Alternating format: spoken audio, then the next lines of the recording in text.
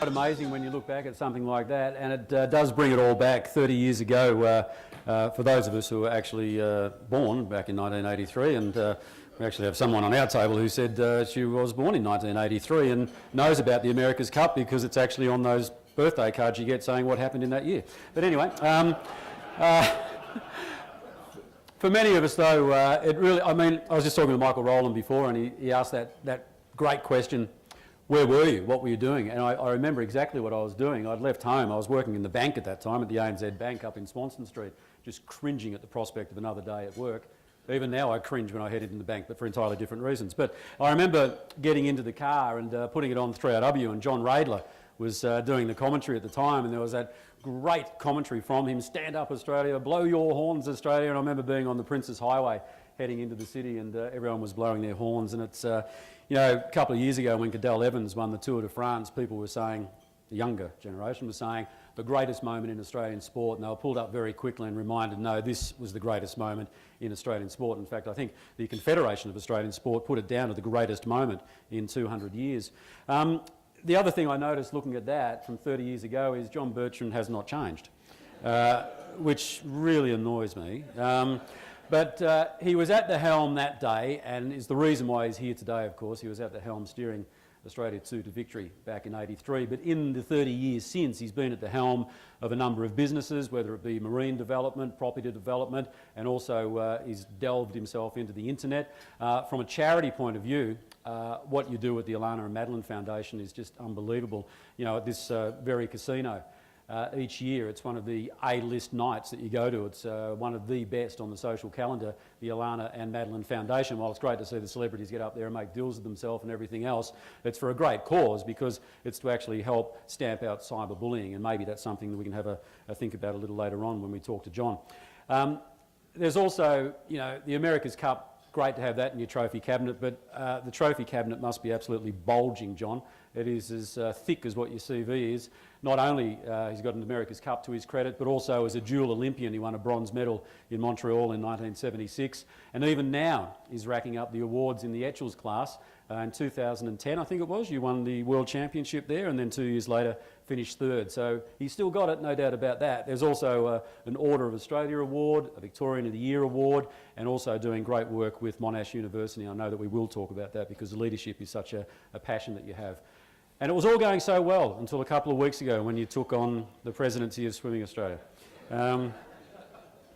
Troubled waters indeed. Troubled waters indeed, but I know that you will get them back on track. Anyway, so much to talk about with John Bertrand. Enough from me. Please welcome the great man, John Bertrand.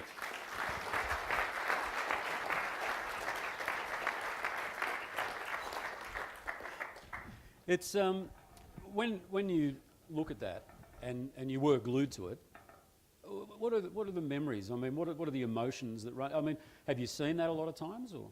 Not a lot. No. No. Actually, I was just saying to Lewis that first time I'd actually sat down and saw the whole America's Cup race, that final race, was 6 months ago. Right. And I had no real interest, and you know, because we're there, we did it. It's all in the brain, all that stuff. Rivers run deep. Why did you watch it? Well, actually, John Longley in Perth, Chink Longley, he sent it across. So I sat down, and then halfway through I said to Rosa, I hope we're going to win this damn thing. It's actually quite exciting. Because it was a bit like that at the time. I remember we all became instant yachting experts. Yeah. You know, I must admit, when you were you 2-1 down there at one point? We were 3-1 down. 3-1 down. Yeah, in other words, the Americans only had to win one more race, and we were sent home yet again. Yeah. Well, we'll get to the comeback in a moment. But it was one of those things where we all became yachting experts. And in that last race, I remember, because I think it was about maybe 8 in the morning back here, it might have finished, something like that. I think it was probably earlier, more like 6. Early enough for Bob to have a drink over in Perth. Anyway. We were halfway around the world, so we don't know about that. Right, but it was one of those, we thought we were losing, and then of course, oh no, they're tacking. But in that 7th race, was there more tacking than usual? Yes. No, the final beat to the finish for something like 50 tacks, which is sort of unprecedented, but it was, you know, down to the wire, and the Americans were coming hard at us. They were fast on that day. They found a loophole in the rule yet again, which is part of the deal, and they were able to make their boat quicker by increasing the sail area and reducing the weight. And so they were, you know, it was a very, very tight race, that final race. When you were down 3-1, Do you then take on the role of almost like a football coach? Like what did you say to the team? Well, it's, you know, you hear it all the time now. I'm not sure it's that prevalent then, but it's all about one race at a time. But the big thing, Tony, and it's life when you put yourself out on the edge, it's this whole issue of getting rid of the consequences of winning or losing out of your mind and just focusing in on the job at hand with laser type focus. And it's just relevant to anything we do if we're on the edge, if we're trying really, really hard. The consequences of winning was, you know, well, you didn't really want to contemplate that, or not necessarily. And the consequences of losing, well, not to ever want to go back to Australia again, because you know, you had to explain for the rest of your life why you didn't tack or cover or all the stuff that the shore bar admirals all knew about that we supposedly didn't. So give us a bit of an insight into life actually on the boat during the race. I mean, what are you doing, for example? Are you having to worry about A, your own job, and B, everyone else's job as well? No, it's a little bit like a captain of a football team. You know, the whole thing comes together. We had 11 guys on the boat. The new America's Cup boats have the same, incidentally, the catamarans. The skipper really is the final, you know, the 50-50 splits the skipper makes, which is my role. But I had a tactical navigator, Huey Trahan, a tactical tactician, I should say, Huey Trahan, who fed me the information. A lot of the decisions were made automatically.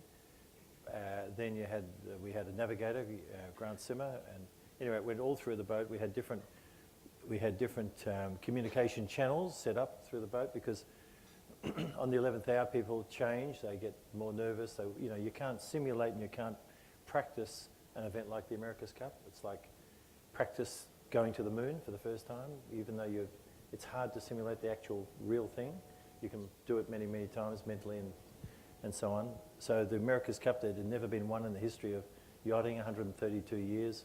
All of this stuff was all part and parcel of the background that we had to overcome in our own ways.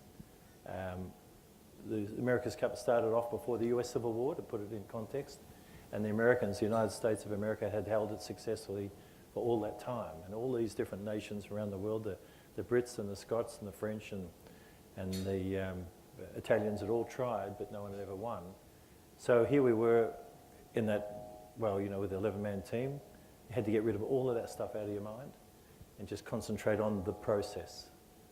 And would you believe, enjoy the process? Now, we talk about it all the time, talking about Bucks, enjoying the process, you know, Collingwood Football Club. It is real because people can't perform at the highest level unless they're enjoying that time of their life. You know, maybe just a split second of time. In my world, I would have had to make maybe 1,000 decisions in that final race. 1,000 decisions? Yeah. And most of them were automatic, you know, just didn't think about it, intuitive reaction to different situations, split-second timing.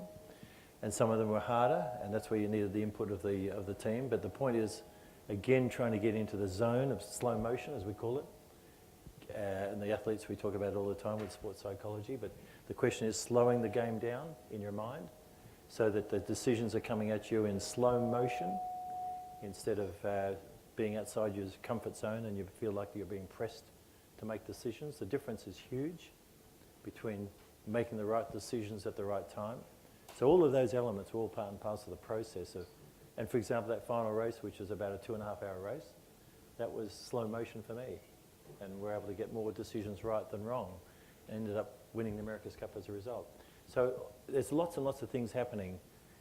We used to train, for example, on the basis that anyone who actually spoke on the boat in the training would have to buy everyone else a beer at the end of the day.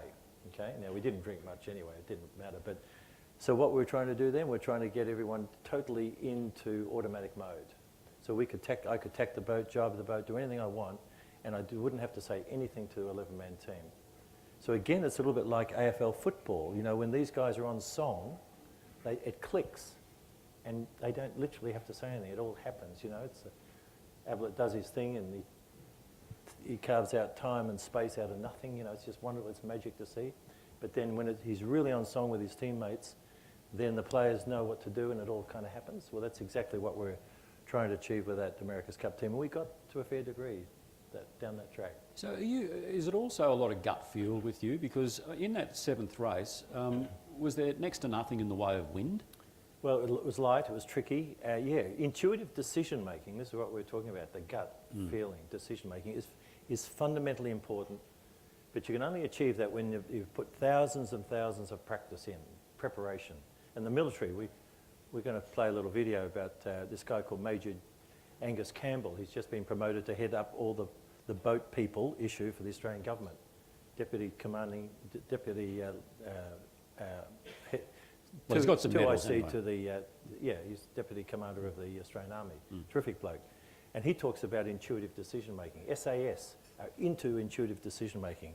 Women are fantastic at that. Their brain works differently to men. You know, they can size up the character profile of a person, any individual, faster than a male for whatever reason. That's why I use RASA to help me navigate through life in so many ways. Incidentally, I've been married to this woman for 43 years. Stand up, love.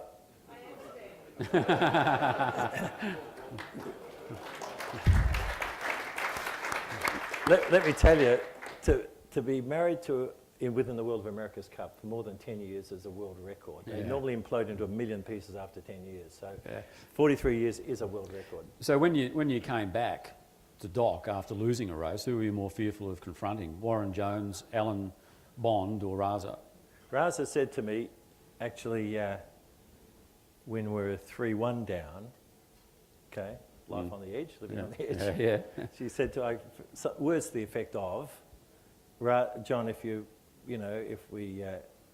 lose, you're just another part of history.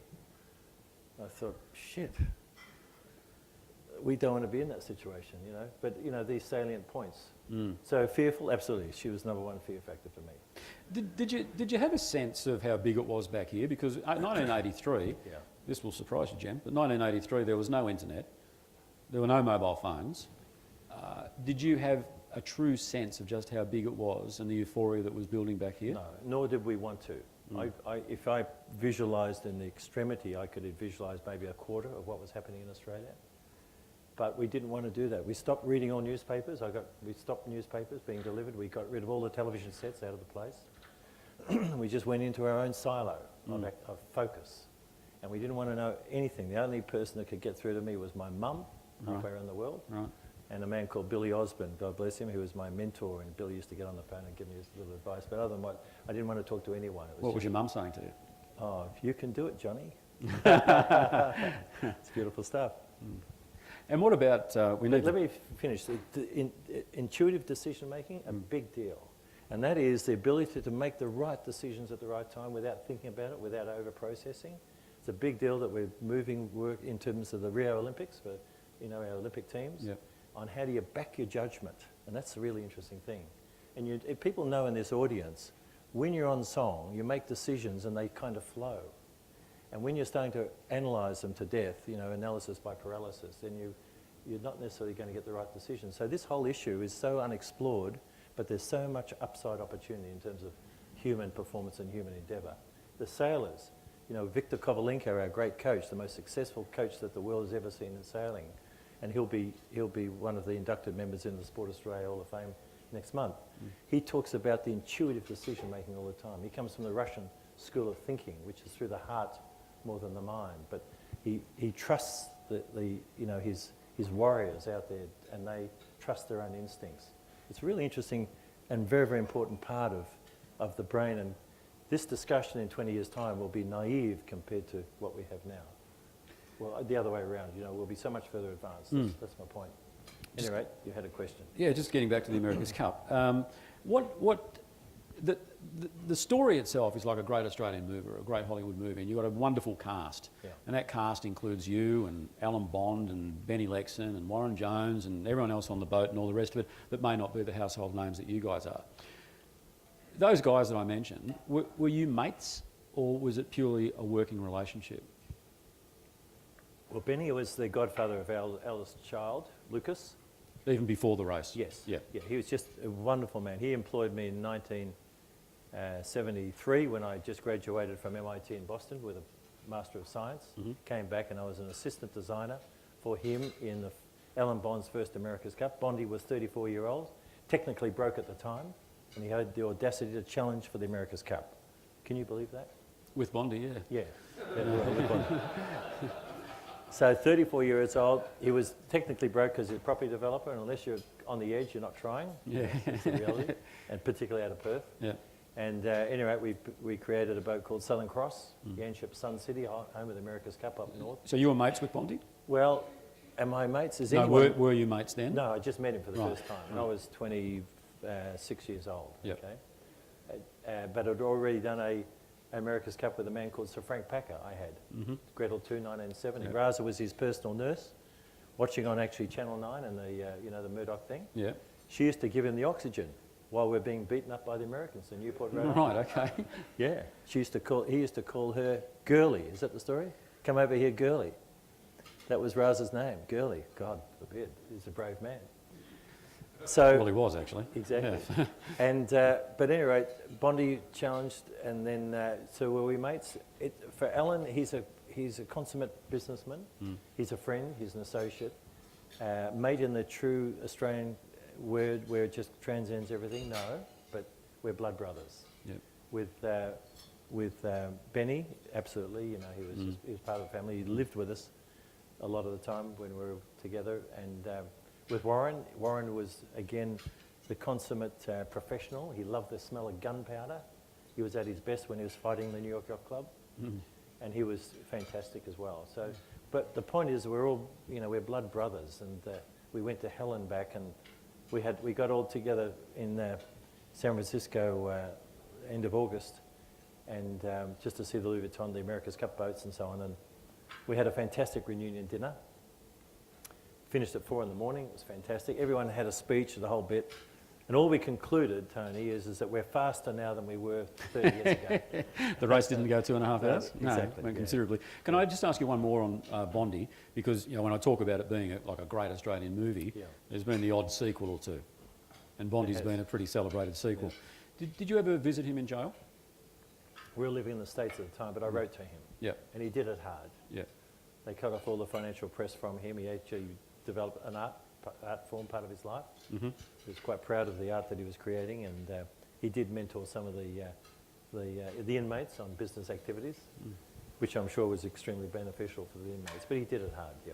I want to ask you also about the other star of this movie, Dennis Conner. Yeah. Big Bad Dennis Conner, as he was dubbed by us as Australians.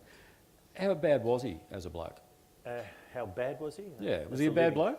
No, well, people ask me all the time, look, bottom line is Dennis, super competitive individual. And the Americans are a very competitive nation, 270 people, highly educated. It's all about, to create status in the community of America. It's a matter of how much money you make or, doing great things, and that's in terms of that vernacular. So anyway, Dennis changed the game of America's Cup in terms of bringing a new level of professionalism to the world, to the table. And we remain respectful competitors, and there's respect amongst us. Is he a friend? No, but is he an associate? Absolutely, and will ever be. And what is he doing nowadays? He's basically semi-retired. He's not. We used to race Etchells a lot together, even though we had a 100-boat fleet. We'd always, for whatever reason, I always knew where Dennis was in the fleet, and vice versa. Is that the gut feel again? Yeah, I guess so. Yeah. I know that there's so many questions coming from the floor, and we'll get to those in a moment. But I do want to ask you about life now. Quickly, Swimming Australia. Yeah. Why did you take it on? It's of national importance, for better or worse. And the green and gold, it's a big deal. It's a big deal. So it's an opportunity to make a difference, and I had the skill set. I've been involved in high performance team building for many years. And I'm involved with the Monash University, a leadership program. It's kind of a bit of serendipity, actually. It's really interesting. In fact, we'll run a little video, not right now, but in a second. And the concept was, well, first of all, let me just explain the background. A guy called Ed Byrne, who's the Vice Chancellor of Monash University. I was a undergraduate there. He asked me to think about the concept of being a Vice Chancellor Professorial Fellow. I said, I can't even spell what that means, let alone what it is. And he said, anyway, we got together, and there's no such thing as a free title, right? So one thing led to another. We put together, really being over in Harvard and MIT and so on, we saw the great leaders of the world go to Harvard and MIT. So we said, let's get the great leaders of the world to come to Monash University to talk about the essence of leadership. And this country needs leadership, there's no question. We've seen it with the whole political debate and so on, and we're hoping that, you know, Tony Abbott, the new Prime Minister, will give stronger leadership and clarity and so on. But the world needs leadership, and it's a big, big deal. And how do you learn from it? It's not necessarily an academic discussion. So we said, let's get the great leaders of the world coming to Monash from the world of military thinking, Yep. from the world of politics, sport, commerce and technology, and that's what we've done. So we've already had 3 presentations, which has been broadcast on ABC television, the Big Ideas show, and we're having another 3. The first one was actually Major General Angus Campbell, who's just been promoted to head up this big deal for the, you know, not just turning the boats back, but how do you look after all these people spread around the Pacific Islands, thousands of people from all these different countries. It's a tragedy in its own right. And then the CEO of the Royal Children's Hospital, and then finally Paul Roos, who's really the father of values in high-performance teams in many ways. And Paul, of course, is new captain of the Mighty Demons. Well, he probably could get the captaincy, but he's coach. Yeah. Sorry, coach, yeah. So in fact, let's run that little video, and it gives people a bit of an idea. And anyway, you'll see the general here, and just listen to how succinct he is with his answers. He's a trained leader, and the military are at their best in training leaders. It's a really interesting subject in its own right.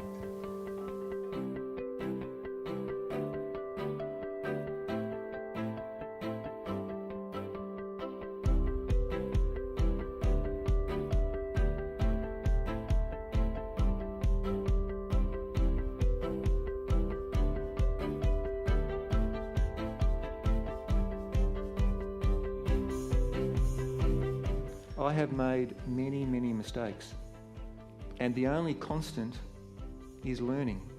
Every single day, you know, it's like driving the bus. You know, sometimes you go down the wrong road. You've got to pull up and you've got to go back down the other road. And I think the important thing is to listen to people and to admit that you may have perhaps taken the wrong course.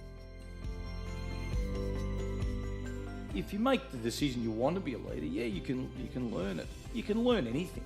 I think you learn it from watching others, you learn it from what's inside. And I don't think it happens from day one. I don't think you just one day say, I'm a leader, off I go. Everyone is a leader if they want to be. We are only bound by the constraints that our mind places upon our circumstance. You do your best work in the moment. It just needs to be connected to what you're aspiring to achieve. Leadership really is about influence. It's not the do so much as but influencing people to come with you.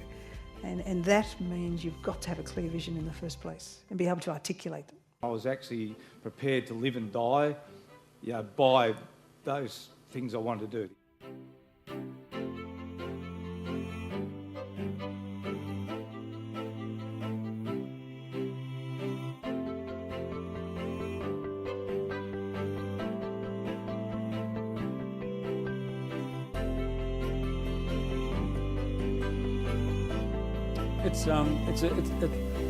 What the one quote that drives home is from your mate Angus there about you achieve your best in the moment. Yeah. Which is everything you seem to have done over the years is in the moment, whether it was winning the America's Cup or deciding to take on Swimming Australia or what have you. Well, yeah, I'm not sure about the moment because there's a lot of stuff leading up to each of those involvements. You know, lots and lots of preparation, you might say, and lots of school of hard knocks, lots of lessons learned, a lot of learning, a lot of listening, as well as leading with the whole thing, yeah. But when it comes to decision making, it is in that yeah, moment. That's right. I mean, as Barassi said one time, he was quoted when he was broadcasting, he said, great people, he would have said great men, but let's be better here, great people make the right decisions at the right time. Yeah. And that's the essence, isn't it? You know, in so many ways. The leadership of a community, great people make the right decisions at the right time. Now, how does that all come together? Lots and lots of different influences and training and experiences and so on. Before we throw it open to the floor, I just want to ask one more question. What do you think John Bertrand would be doing now if you hadn't have won the America's Cup 30 years ago?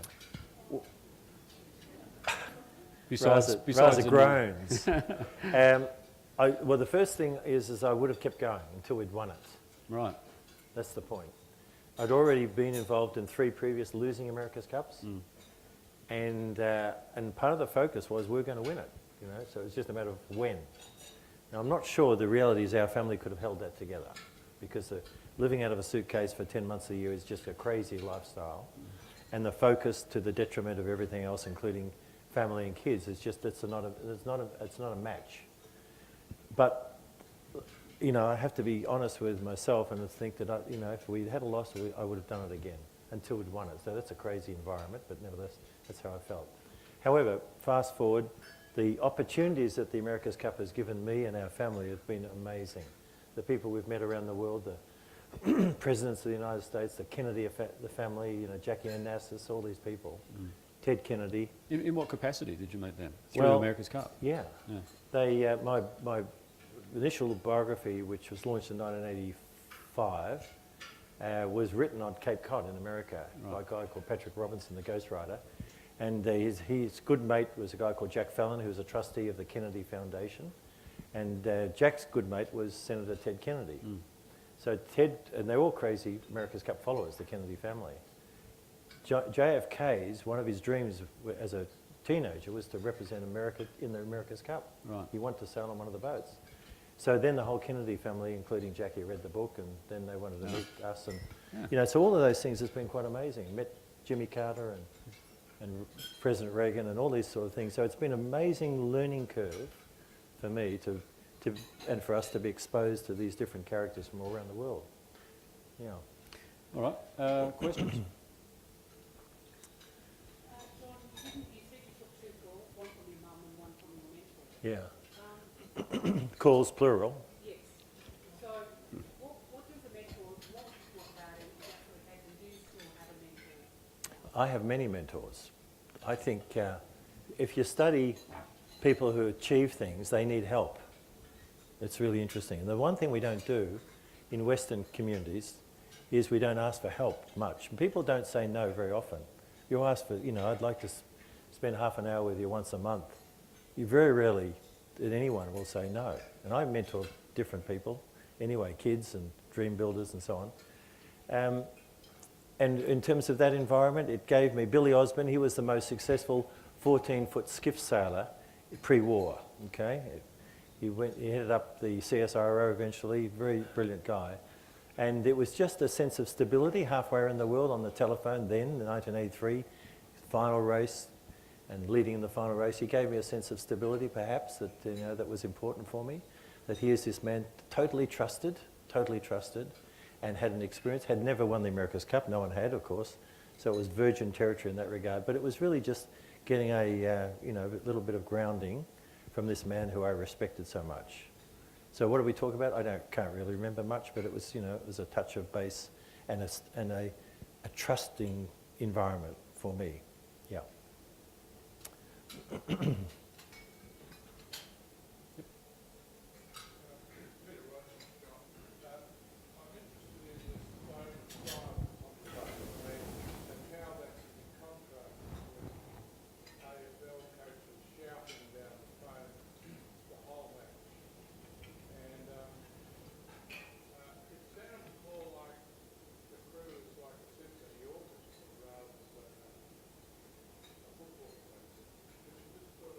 Well, I think a football team, when they're on song, is a symphony orchestra. I think what you're seeing is that the coach is, he's frustrated because he's invariably an ex-player, but he's shouting down the phone, but that goes to the boundary runner, and the key is to selecting those boundary runners who can filter the information and not spook the players out on the field. So they give, part of the deal is like a chief engineer for the McLaren racing team or Ferrari. The chief engineer actually is only one person can speak to the driver. That's one person only. People can listen. And that communication process to the driver is fundamental in how it's presented.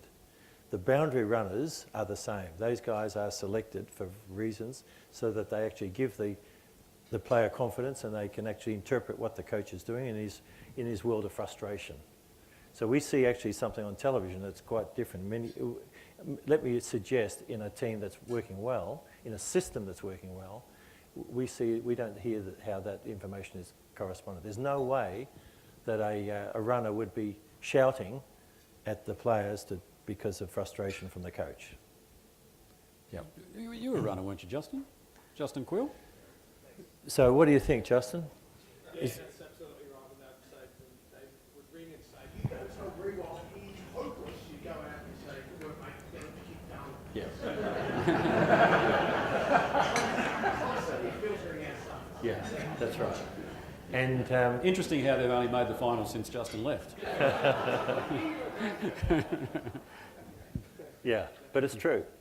So it's all part of that. Yeah, and the question is, how do you get a sense of tranquility? You know, when the decisions are really on the line, so that people can process and make those decisions easily. You know, that's the question, and that's what we're trying to achieve with any high-performance team.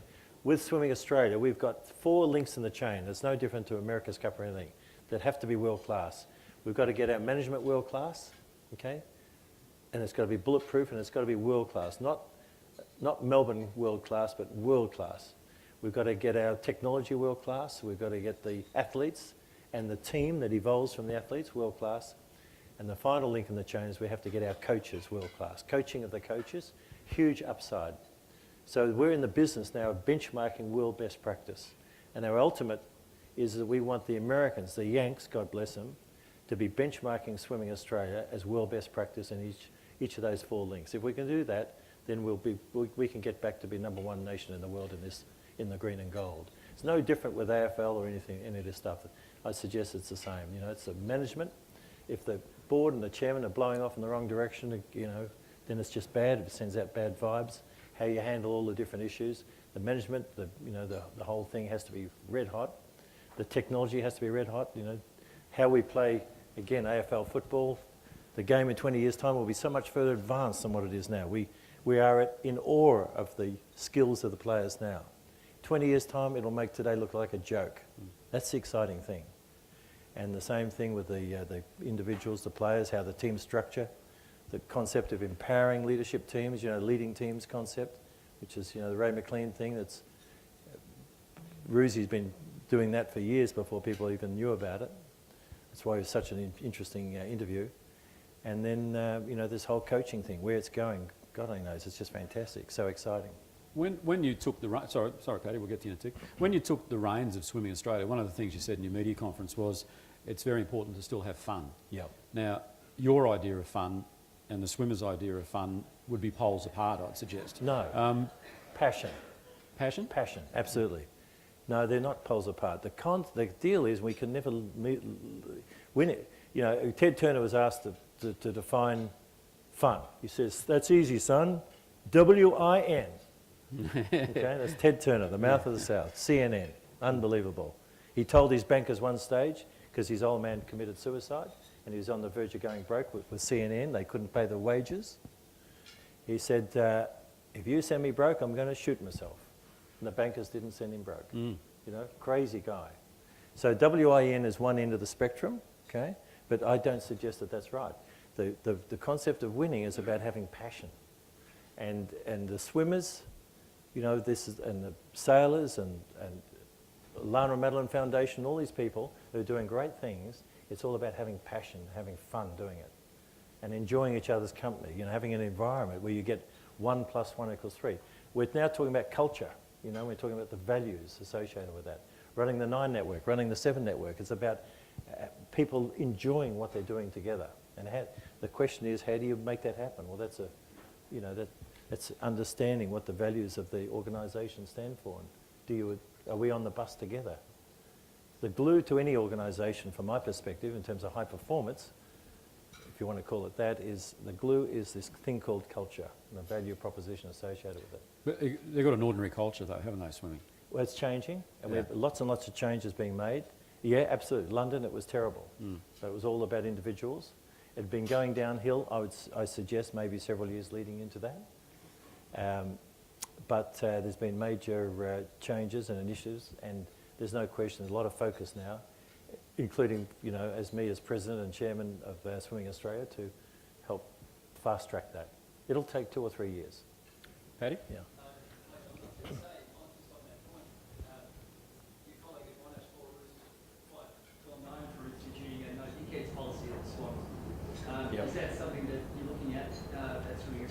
Yep, no question. Christ, you wouldn't make up a relay team, John. So when we're talking about no dickheads, right across the board, management, in the technology environment, in the team, in the coaches, right across the board. So what does a dickhead means, and really where Ruzi's coming from, is people who really don't want to align, who don't want to say, okay, we're on this bus together. And if we're going off in another direction, then from Paul Ruzi's point of view, get them off that bus. Because it's in a stark contrast, it's like cancer to an organisation that wants to go further, higher and faster, as they say in the Olympic Games. Yeah. So it's about alignment of all these different individuals. And the concept is, this is the value proposition, this is where we're going. And I tell you, very simple human endeavour, value proposition that drives most humanities is trust and integrity and transparency of communication. It's very simple, but so how powerful is that? And indeed, in this country, having fun, which is where you're coming from. You've got to have fun. John, you commented on This, let me say, this is Mr. Passion, this guy, Ross Kilbourne. He's heading up the TACAs program around Australia for sailing. In the swimming, I'm now wearing the swimmer's hat. It's called the tadpoles. These little kids are learning to swim, they're called tadpoles. I love that. And in the sailing world, it's called TACAs. Anyway, Ross, what's your question? So, John, you made the observation about 11 crew on your boat, 11 crew on the boats that are contesting the final of the America's Cup in San Francisco at the moment. The technology of the boats couldn't be any more different than you can imagine in 30 years. Have you got any observations on the difference in the application of leadership and teamwork principles in that same 30 years? Primarily, no. It's really, again, the analysis of high-performance teams. The New Zealanders are extremely tight, highly focused organisation led by this guy called Grant Dalton. They've been a unit for several years now, running on about half the budget of the Americans. The Americans have been primarily a dysfunctional organisation up until this time of crisis where they're being beaten, and all of a sudden the silos have been blown apart and they're talking to each other and they're coming on strong. And the Americans have made massive gains over the last 1 week of sailing, to the point where now they're probably faster than the New Zealanders.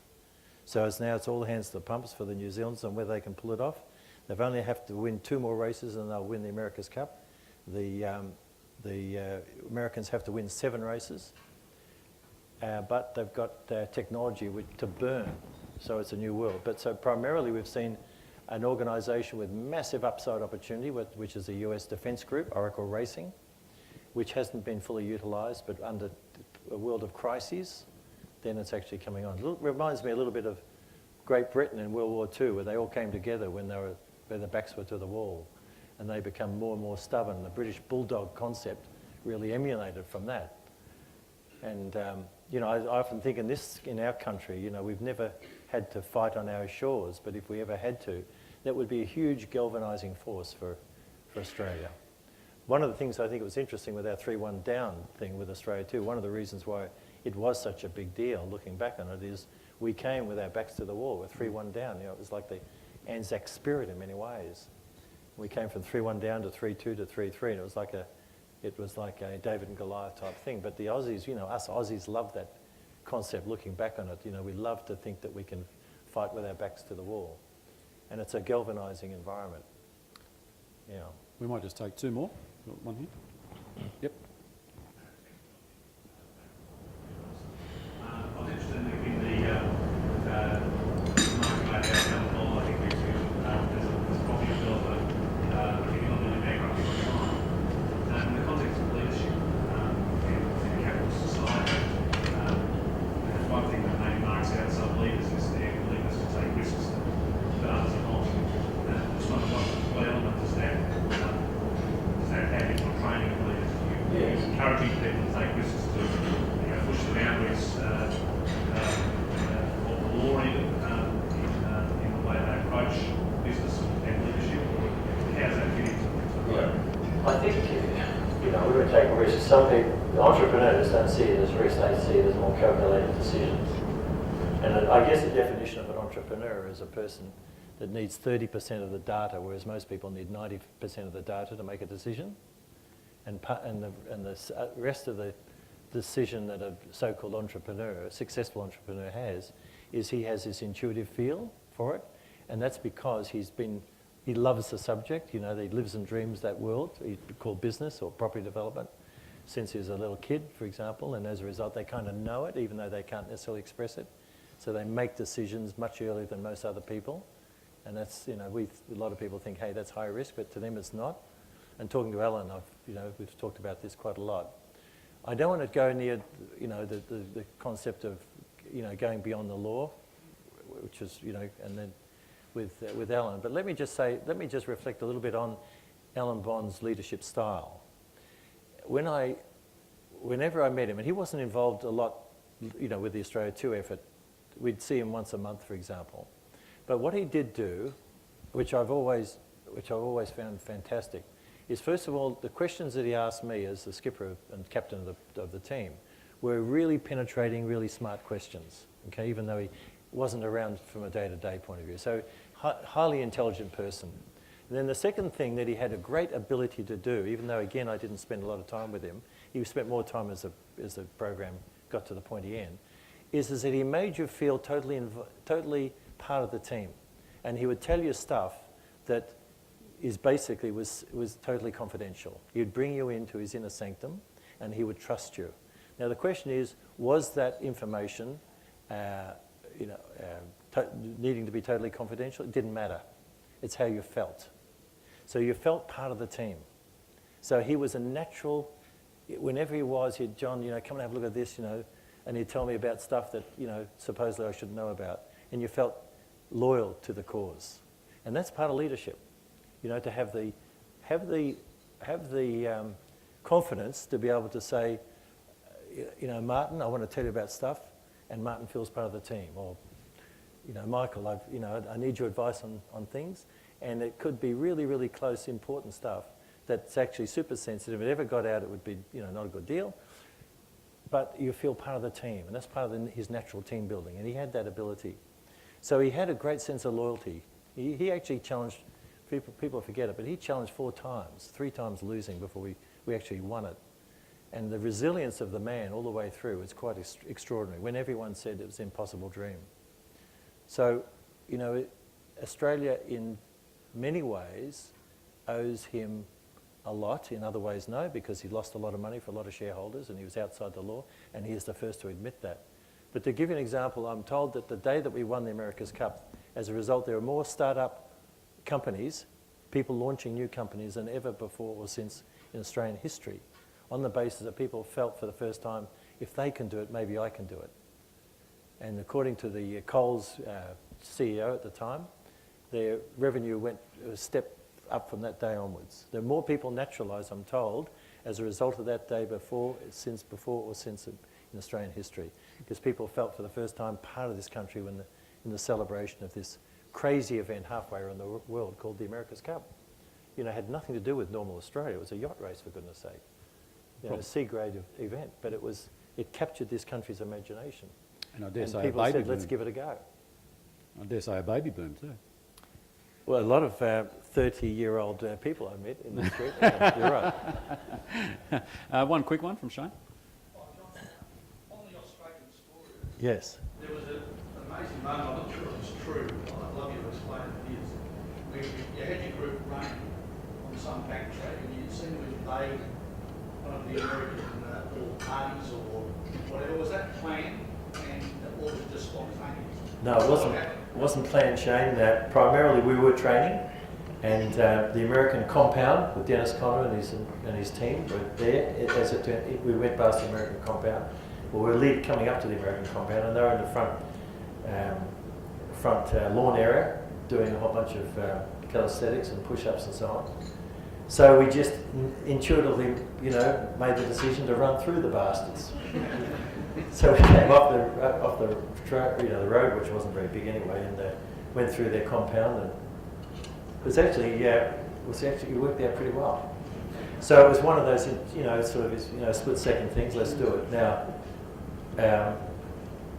You know, was the potential of fisticuffs or whatever? It didn't matter. We just, you know, did it. Yeah. So that was really the self-image of that organisation, the team. We had a battle flag. We created this thing called the boxing kangaroo flag. We actually designed that. When you study great armies when they've gone to war over the last 1,000 years, unfortunately, but it's real, they typically go to war with symbols and music. Okay? And the symbol, battle flag and battle hymns is effectively our interpretation of men or people going to war. Okay? And we saw the America's Cup as a war effort. It had to be. So we created our own battle flag, which was a boxing kangaroo flag, which is now part of the Australian Olympic movement. We're very proud of that. AOC owned that. And the battle hymn was Men at Work Down Under, which you heard before. So that was because part of it was a psychological hurdle for us, just as much as a technical and management hurdle, because it'd never been done before. So it was like the 4-minute mile. You know, I remember reading about Bannister when the medicos, and he was a medical student at Oxford. The medicos' best knowledge in the world suggests the human heart was not strong enough to propel a man around a mile track in under 4 minutes. And he felt that wasn't the case. And interesting enough, that when he broke through that invisible barrier, a little bit like the sound barrier with Chuck Yeager in many ways, then something like 15 athletes from around the world over the next 10 months broke this 4-minute mile. Up until then, people felt it was an impossibility, and that was a human barrier that was put in people. The America's Cup was the same. That was my interpretation. Having been through 3 America's Cup efforts, having seen our people up on stage, intimidated by the American machinery, I felt this, if I ever had the chance of being the skipper and the captain, then we were not going to be in that position. So all of those ground effects were all part and parcel of taking on the United States of America. Yep. And it's the same, you know, for Rio, when we go there and our Olympic teams, sailing and swimming and, you know, various, we've got to see ourselves as not being arrogant, but being absolutely best of breed in what we do and proud of it. And that's exactly what the boxing kangaroo reflected. The kangaroo, the way we designed it, red gloves for aggression, for taking on the world, a pumped up chest for the pride of a nation. That's how, that was sort of that came out of it. When you next see it, particularly when it's being flown in used car yards around the country, it's fantastic, I love that. You'll see the pumped up chest for the pride of a nation. There you go. Well, look, I'm sure that we could sit here all afternoon and talk to you and listen to you and ask questions of you, but I know you've got plenty on your plate, and we've been able to dine out for the past 30 years on your efforts, and we'll, I'm sure, do it for another 30 years. Good on you, John. Thanks, Tony. Good on you. Thank you. Great. And just quickly, John, on behalf of the Press Club, thank you so much for those fascinating and entertaining remarks. And I, for one, am looking very forward to you implementing the no dickheads rule in Australian soon. Thank you. Thank you. And also, ladies and gentlemen, please lend a hand for Tony Jones, a fantastic job as well. Thank you.